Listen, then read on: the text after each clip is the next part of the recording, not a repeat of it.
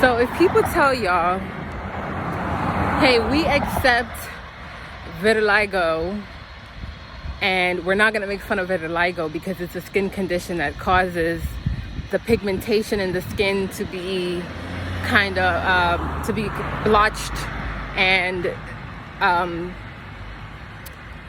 I guess not present in certain areas of the body.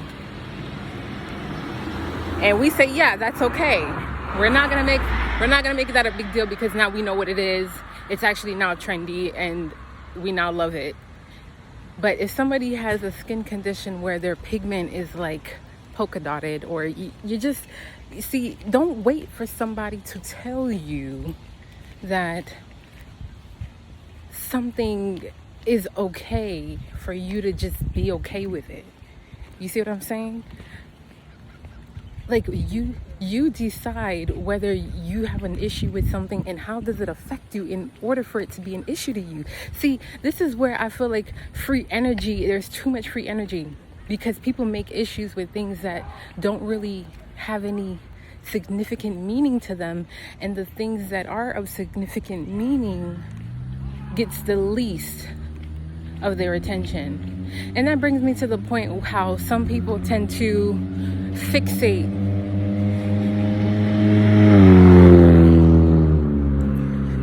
on people they feel have no influence, power, push, pull, and they tend to fixate on those people even though they are being oppressed, even though they are being dominated by a being or beings that they don't feel like they have control over. It's like you need a place to put your pain. You need to understand something in order to accept it. Why not just be curious? This is why I say, like, intelligence is almost synonymous to curiosity, because in order to learn and become intelligent, or to be able to grasp things, concepts, phenomenons, and for things to come to you, you must have an inquisitive mind. You must have an inquisitive mind. You must be questioning things, right? You can't be just waiting on someone to tell you something in order to perceive it that way.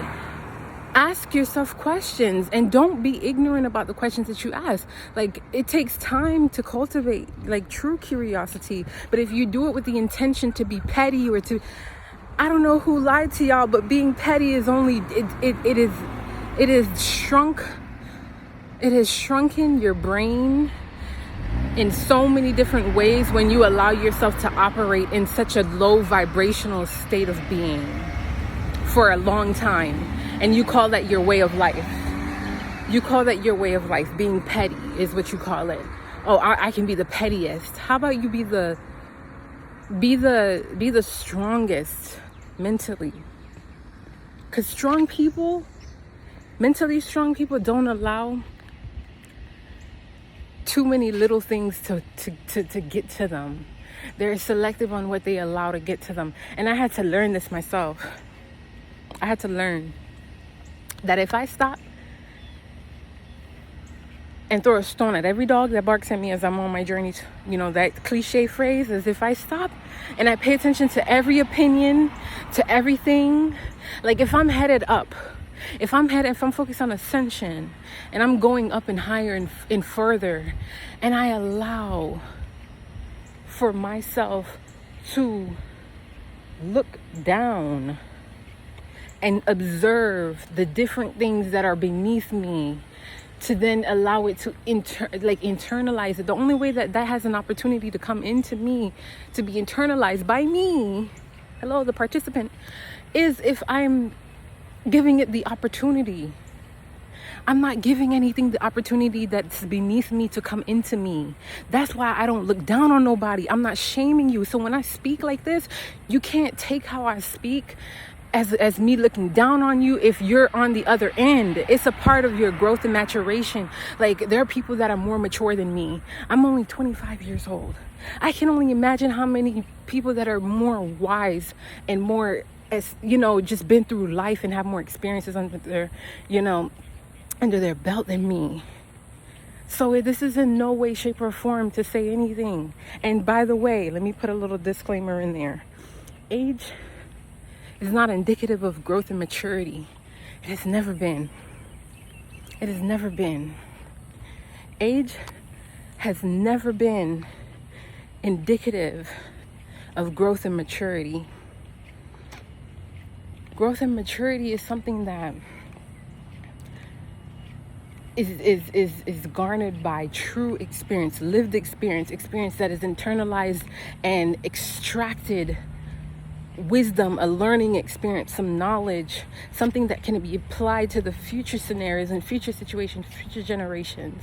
It's not something that necessarily that you just go through and you overcame, but how can you apply that wisdom? You know what I mean? So that's why I say, like, some people who try to take my story, I hear about it. Like I say just a while ago, I hear it. You could be aware of your surroundings. You could be, totally aware of everything that is going around you. But to look, it's one thing to glance and to be aware, to be present. But then to look, meaning if I stayed and I looked further into it, because I'm quite aware that there are some people out here that are malicious enough to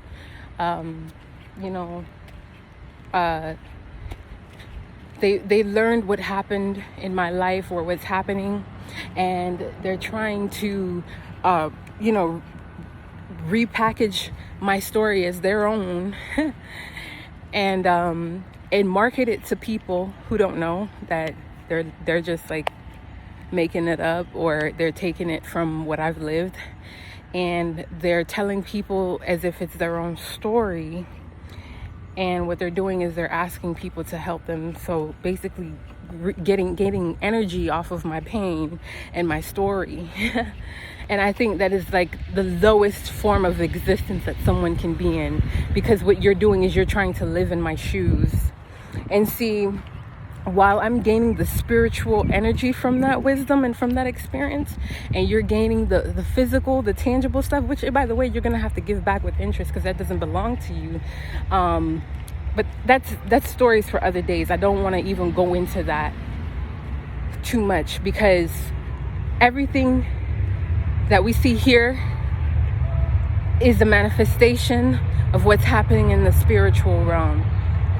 And see, if you're calling that onto yourself, that experience that you had not lived through, you better be prepared to live through it and win that battle and figure out what it is I'm doing. So as they're telling my problems, and they're gaining the attention, the clout, the money, and whatever, the support that they're getting off of telling my story, you better take notes on how to handle the situation, because you might find yourself in something like that.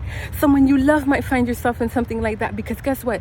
It's all about energy. You're trying to cloak my energy and put on my energy. You're trying to wear my energy. And what you're doing is you're calling on what you're doing is unknowingly, because you don't know what you're doing. You clearly, because I don't know somebody in their right mind would do that and think that, you're not in your right mind if you think that you could take on someone else's problems to gain off of them. I know certain civilizations, that's how they became. But if you're if you're a human, you're not going to adopt certain things, because there's certain consequences that only apply to you.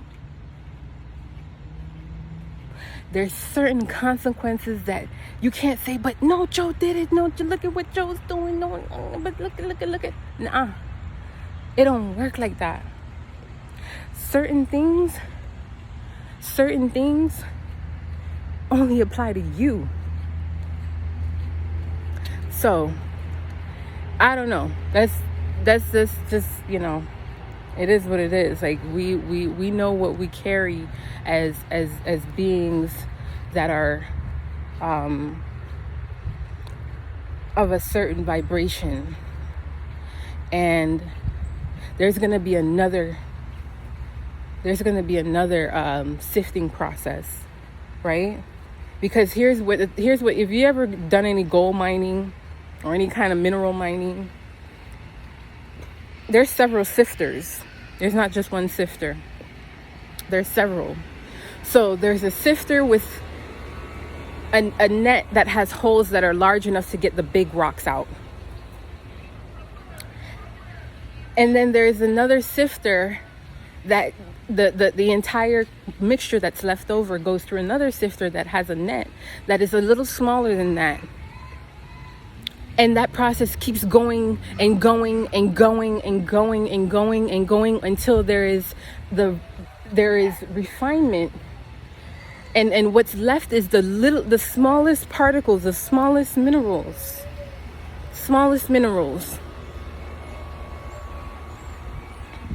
So that you can be able to see what's what.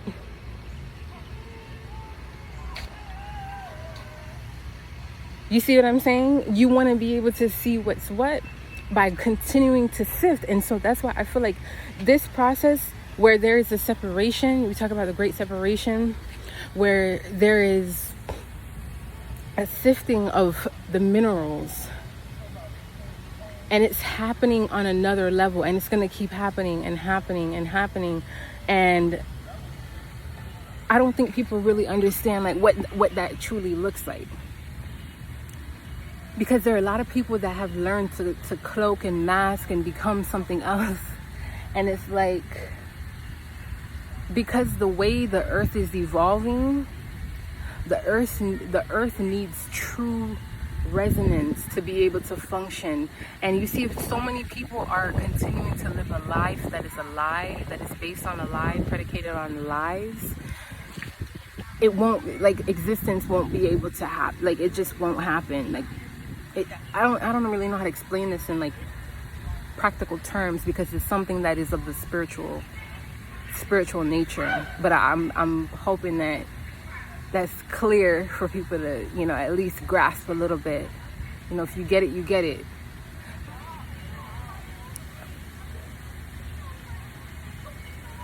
But I think, you know, it's important to recognize that you gotta you gotta pay attention. You gotta pay attention to what's really happening, because unfortunately, a lot of people who aren't remaining true are going to be some of the people who find themselves in this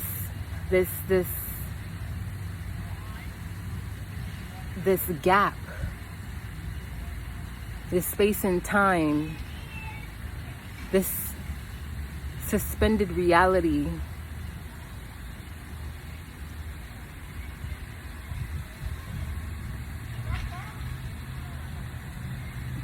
I don't know what's worse, like being in a place where you absolutely know that you don't belong, or being in a place where you just don't know anything. You just don't know. You have no, like, you're so disconnected from self, just disjointed.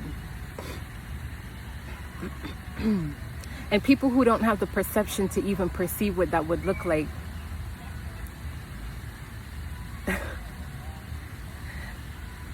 like, you know what's funny?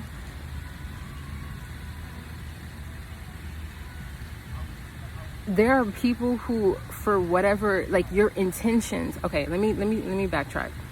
There are people who, for whatever reason, they are trying to learn how to be more like the authentic people, like the original people.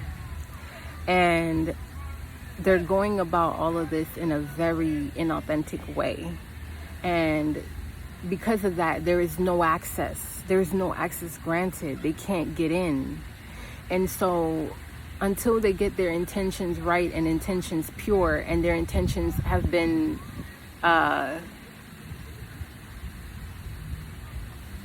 their whole nature has to change. Their whole entire nature has to change permanently. Like, you can't mask. A mask is something that is disguising something that is beneath. But unfortunately, it won't happen like how they perceive it'll happen. It's not gonna happen like that. Like, you truly have to be real. And people who try to put lies on people who are really truly real, they're going to have to, what is happening is all of that is going to, they're going to have to realize that karma. They're going to have to realize that karma. I wish I had more time to explain. I wish I had more time to explain. Whoa! I got kissed on the forehead by a dragonfly. Isn't that crazy? That is absolutely crazy. That is absolutely crazy. I got kissed on the forehead by a dragonfly. Hey, it's summertime out here. I mean, but I wish I had more time to explain in detail. So, like, it's just maybe as I continue this journey, you know, we'll be able to delve a little deeper. But that's what I got for now. So do with what you can with that information, and understand that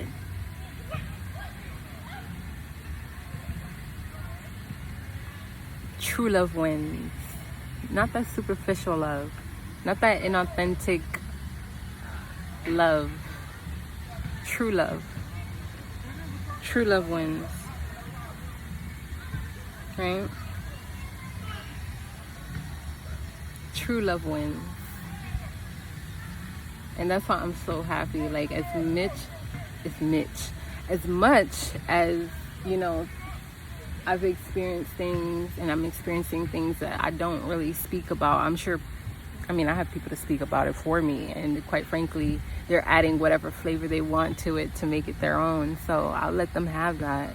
You know, if that's what you want to put out, that's essentially, you know, some people, they don't know what they're doing, but it is what it is. Everybody has to go through their own kind of awakening to learn. So I don't shun that process for people to learn, and I don't shun my own learning processes. That's how I became, you know, who I am. That's how I'm able to grow. That's how I'm able to teach. But I'll leave off with this. Because some people are like, you're 25. How are you even like, you know, in the position to teach? See, who qualified you to teach? Like, where do you get the audacity? Where do you get the kahunas? And I'm like, you know, people do ask that. I'm sorry, you know, not you guys, but people do wonder that, you know, other people, the other people, like, y'all know. But I was never afraid to be a student. Never.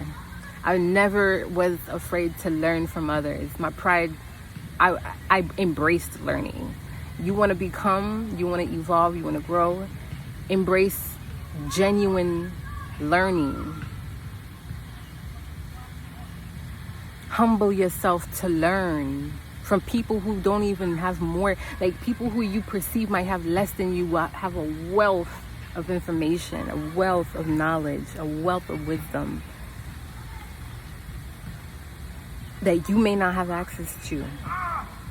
And you think if you approach them in a way that is condescending that you're going to receive that. Even if they're speaking to you, it would just be, the words would just be hitting you and falling right off of you because you're not aligned to receive that information.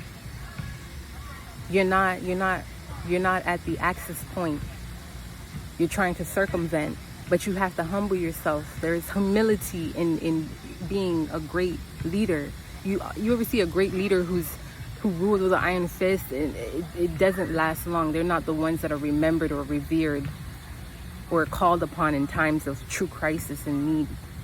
The ones who embraced humility and embraced being a student, embraced being a student of life and learning from circumstances, situations, and allowing it to mold you and pour into you, requires you first being open.